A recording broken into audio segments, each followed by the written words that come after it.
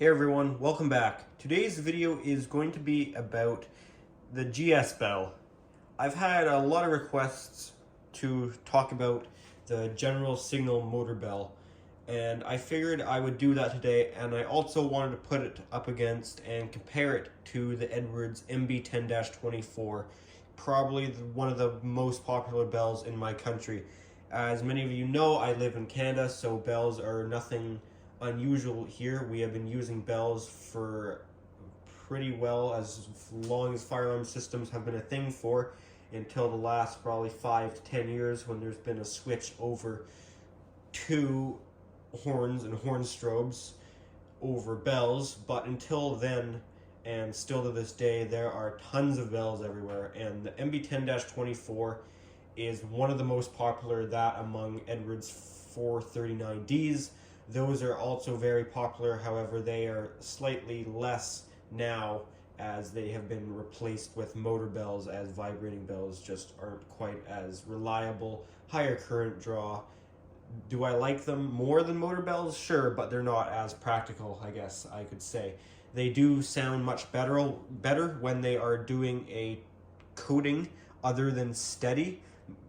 Vibrating bells definitely have a nicer sound to them when they're doing something other than steady, whether that be march time, 24 beat per minute, temporal, anything like that. However, today we're not talking about vibrating bells, we're talking about motor bells, which both of these bells are, the Disassembly and the MB10-24.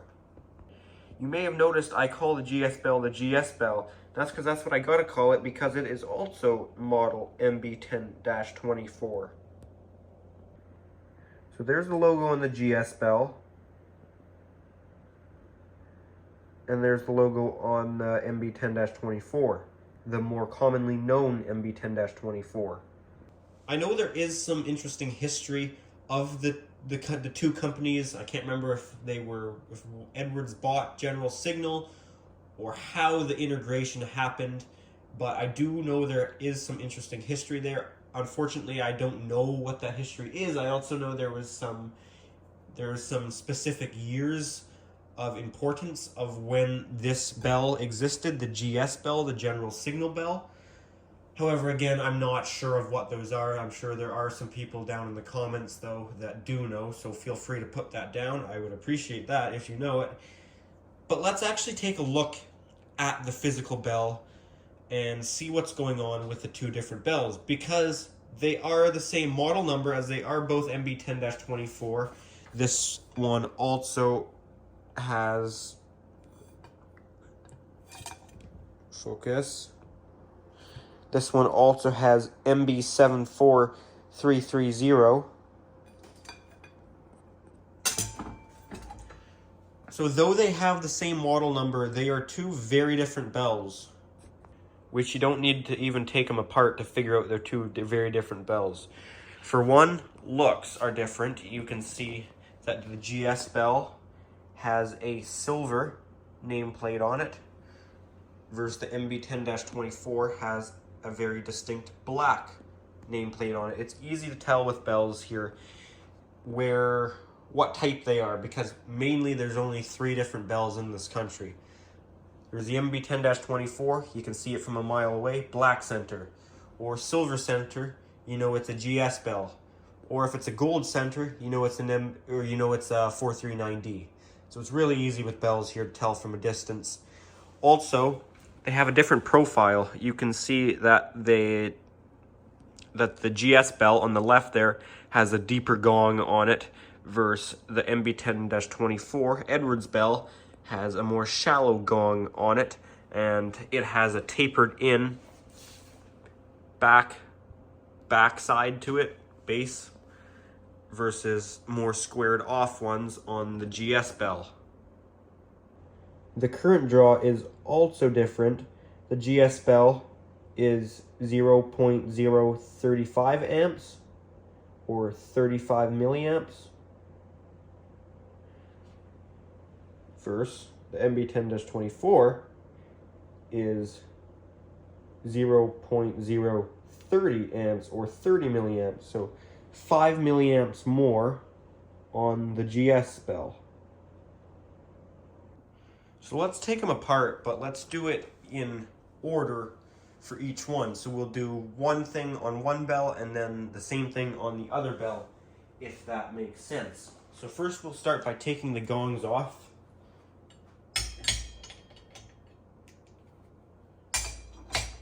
The 1/2-inch nut driver fits nicely on the GS bell. However, it does not fit nicely on the MB10-24. So it's obviously a different size. What that size is, I'm not sure.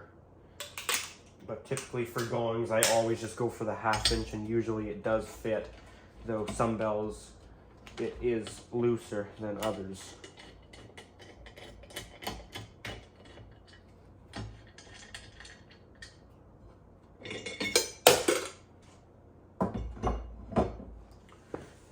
Alright, just put that back up there. And the GS bell. Actually, somebody pointed out to me that this GS bell is more rare, which I don't know if it really is, because I see lots of them. But at the elementary school just behind my house, I can point over there and I can see it out the window right now. You guys can't.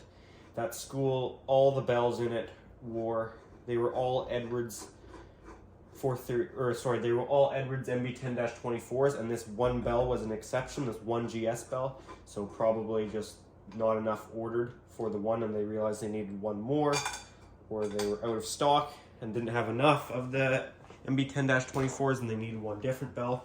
Whatever it was, they had one GS bell, and somebody said I should take it, so I did. I didn't just take the bell. When I was working there one day, I can't remember what we were doing, I think on break, I just decided to walk home, grab one of my MB10-24s and swap it out for the GS bell. And the school now all matches, and I have a GS bell, so I think that was a good trade. Didn't cost me anything anyways, other than a MB10-24. Oh, just about did it again. Okay, so already we can see things are different. The gong mount looks quite similar on both of them, and they're both a plastic body for this motor housing. However, the terminals are different. On the GS bell, they are on the front side of it, and you actually have to bring your wires through this hole right there into the back box, versus the MB10-24 Edwards bell, you don't have to, they're already on the back. Also, we can see nothing on this one other than the hammer right there, the striker that strikes the gong, versus the GS bell. You can see here's the gong, it's a big, or not the gong, here's the striker hammer that strikes the gong. You can see it's this big massive thing, and it's kind of on this spring, and we can see that there is this white plastic piece right here. This is what actually makes the bell work. So they're two very different bells on how the motor actually drives them. Let's take a look at it actually operating. Here is the Edwards MB10-24. It's going to be a little bit slow since it's only 12 volt.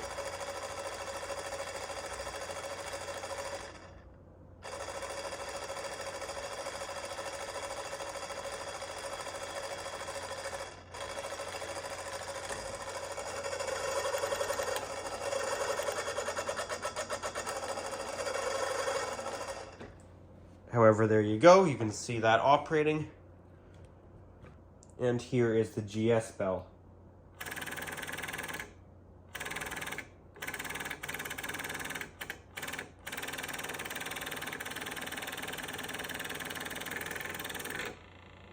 So even if I push that in, it doesn't actually affect the motor spinning. It's actually the opposite. If I pull it out, it'll stop the motor.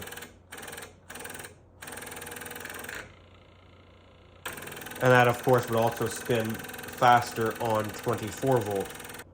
Let's open up the backside on both of these bells and see what's going on internally, and then we can give them a slight little test again so we can see actually inside the operation of them.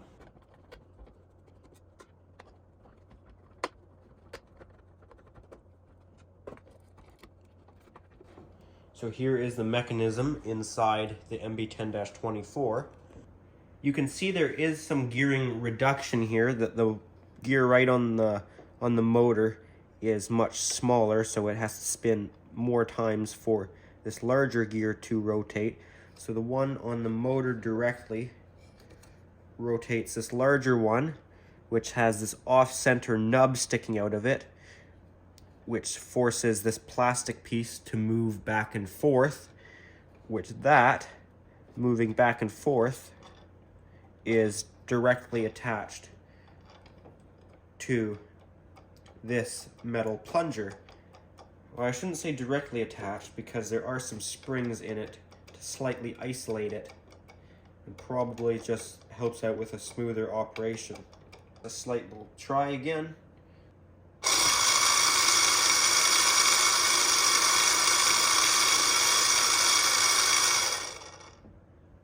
Now that's pretty fast, so let's take a look at that in slow motion.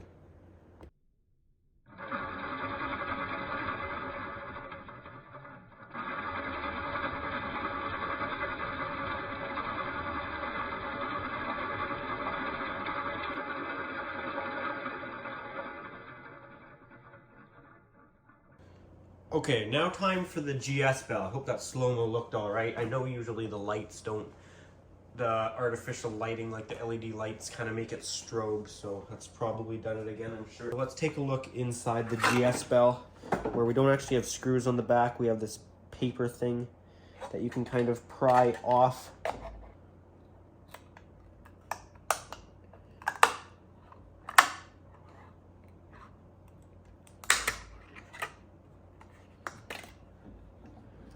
And there we can see the motor.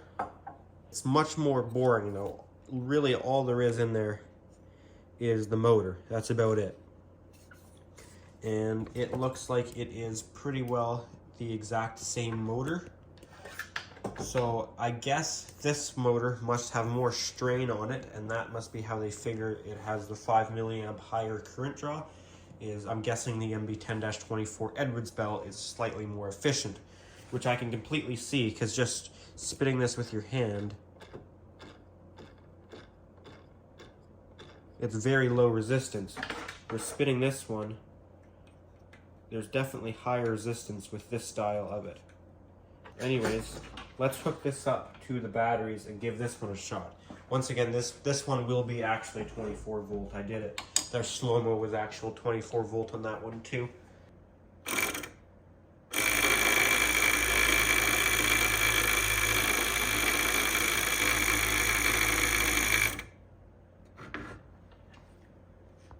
Okay, let's see that in slow motion now.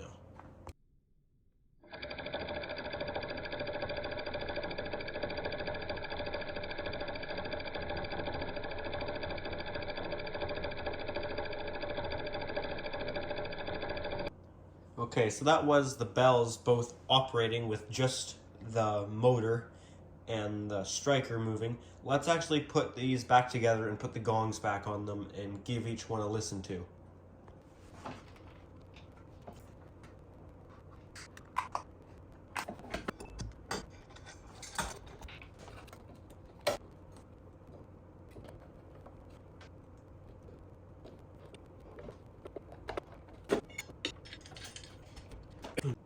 Okay, now for the sound test of each bell. First, I'm going to show you the Edwards MB10-24.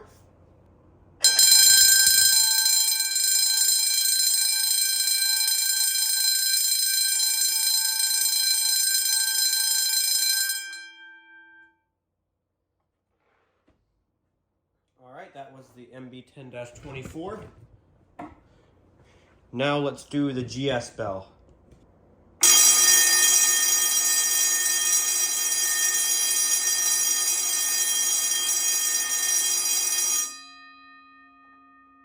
So I'm sure you guys could hear that, but they definitely do have a different tone.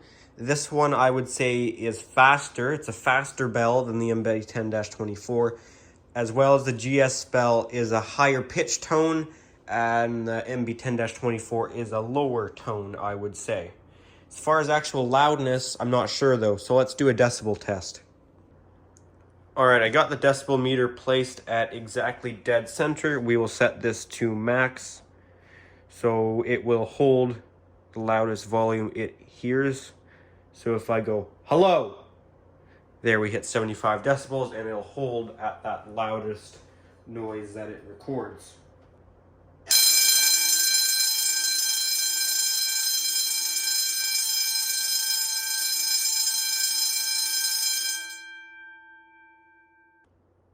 Okay, so 114.4.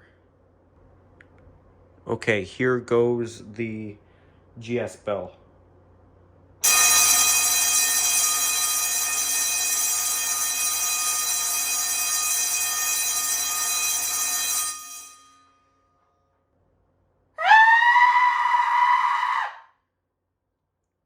Wow, I could get louder than both of them.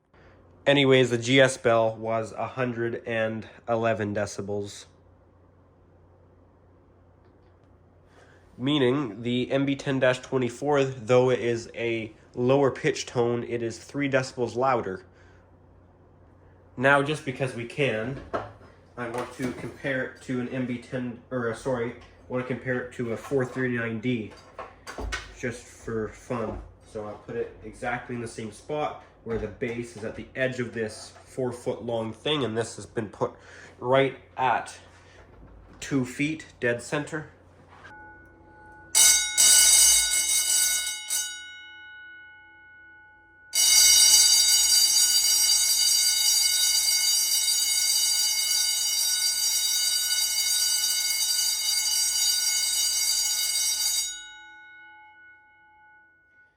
Man, I love the sound of 439Ds. No motor bell can beat them, in my opinion. 110.5, so it was actually the quietest of all of the bells. What if we switch sides? Just seeing if it makes any difference whatsoever. It shouldn't.